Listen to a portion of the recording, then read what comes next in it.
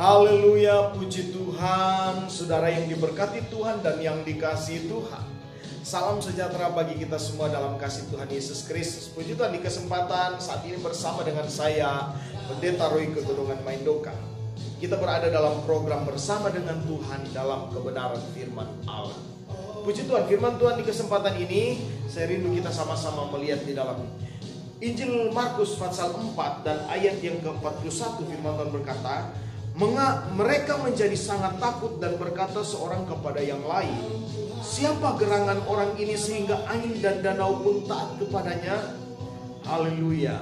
Tuhan kita Tuhan yang Maha Kuasa, Tuhan yang hidup dan yang mampu melakukan segala perkara yang besar dan ajaib. Haleluya, kita tidak pernah salah tentunya. Punya Tuhan yang hidup. Dalam ayat yang ke-35 di sana merupakan satu perintah Yesus, marilah kita bertolak ke seberang. Ya, inilah, marilah kita. Tentunya Yesus ada di dalamnya. Ya, kita tidak perlu takut apapun yang terjadi. Ya, karena Yesus sendiri yang berkata, marilah kita bertolak ke seberang. Haleluya. Ayat yang selanjutnya, mereka meninggalkan orang banyak dan bertolak ke seberang membawa Yesus. Ya, di dalam perjalanan hidup kita sebagai orang percaya, ya, mari ikut sertakan Yesus dalam segala apapun yang menjadi program saudara, menjadi kerinduan saudara dalam rumah tangga pribadi anak-anak. Sebab di dalam Yesus pasti ada mujizat yang ajaib yang pasti dia kerjakan bagi kita. Ya, ikut sertakan Tuhan. Saya percaya dalam perjalanan iman kita banyak hal yang kadang membuat kita juga lupa kepada Tuhan. Yesus mereka bawa dalam perjalanan hidup mereka. Tentunya dalam perjalanan iman kita pun demikian. Kita berkata Yesus beserta dengan kita. Tetapi di satu-satu titik, saat-saat tertentu, kadang kita mungkin terbuai dengan sesuatu hal yang begitu luar biasa yang ditawarkan dunia ini. Kita lupa Tuhan. Tapi saya percaya, lihat firman Tuhan ini kita akan ingat terus Tuhan, bahwa Tuhan ada di dekat kita dan Dia mau memberkati saudara dan saya. Ini perkataan pertama Yesus katakan, marilah kita bertolak ke seberang. Dan yang kedua dikatakan, jangan diam, tenanglah. Ya. Apapun yang kita hadapi, diam, tenanglah. Ya.